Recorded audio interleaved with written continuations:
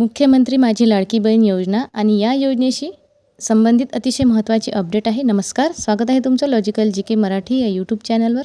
लाडक्या बहिणींनो, तुम्हा सगळ्यांना माहीतच आहे, लाडक्या बहिणींनो सध्या पावसाळी अधिवेशन सुरू आहे आणि विधानसभेच्या या पावसाळी अधिवेशनातच लाडकी बहीण योजनेविषयी कालच्या विधानसभेच्या अधिवेशनात महत्त्वाचा निर्णय झालेला आहे.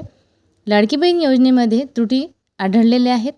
शासकीय कर्मचारी महिलांनी लाभ घेतलेला आहे. ज्या बहिणी नोकरीवर आहेत, ज्या सरकारी कर्मचारी आहेत, त्या बहिणींनी लाडकी बहीण योजनेचे दरमहा 1500 रुपये असा लाभ घेतलेला आहे.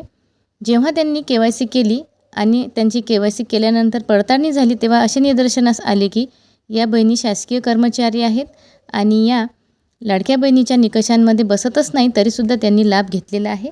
तर अशा लाडक्या बहिणींपासून शासन आता पैसे वसूल करून घेणार आहे.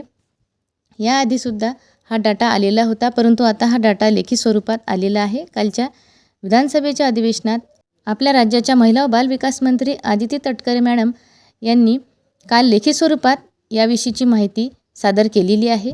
तर लाडक्या बहिणींनो, खरंच ज्या बहिणी पात्र आहेत त्यांना लाभ मिळत नाही आणि ज्या सरकारी नोकरीवर आहेत त्यांनी लाभ घेतलेला आहे, तर अशा बहिणींवर आता कारवाई होणार आहे आणि त्यांच्यापासून जितका त्यांनी लाभ घेतलेला आहे तो सुद्धा वसूल होणार आहे.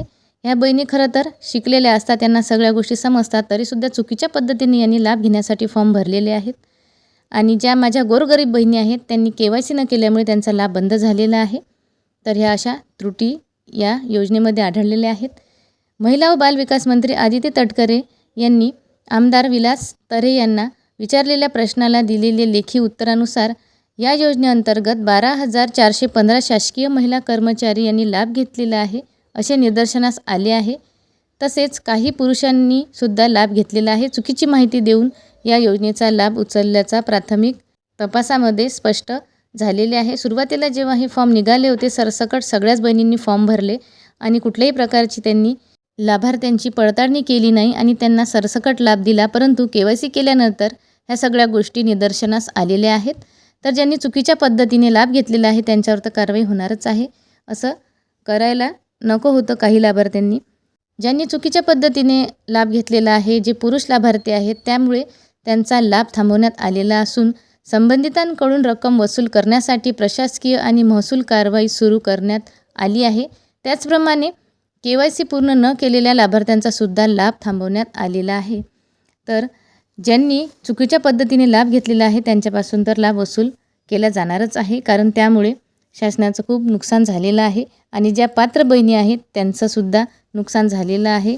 ज्या लाडक्या बहिणींनी आणि लाडक्या भावांनी चुकीच्या पद्धतीने लाभ घेतलेला आहे त्यामुळं शासनाचं 165 कोटी रुपयाचं नुकसान झालेलं आहे.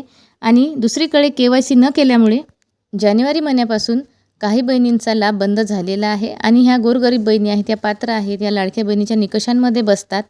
तर अशा प्रकारच्या गोष्टी झालेल्या आहेत. तर लाडक्या बहिणींनो, KYC पोर्टल लवकरात लवकर सुरू व्हायला हवं, म्हणजे तुमची KYC होईल आणि तुम्ही पात्र होसाल आणि त्यामुळे तुम्हाला लाभसुद्धा मिळण्याची शक्यता जास्त आहे.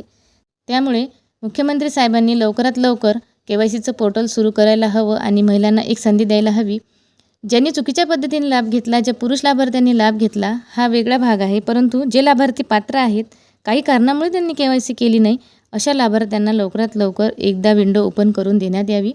तर मैत्रिणींनो, आशा करते आजची ही बातमी तुम्हाला समजली असेल. अशाच नवनवीन अपडेट्स बघण्यासाठी आपल्या चॅनलवर नवीन असाल तर पटकन सबस्क्राईब करत चला. व्हिडिओ अतिशय महत्त्वपूर्ण आहे. सगळ्या लाडक्या बहिणींपर्यंत जास्तीत जास्त शेअर करा.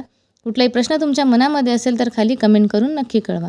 आजच्या व्हिडिओमध्ये इथेच थांबू. तोपर्यंत धन्यवाद.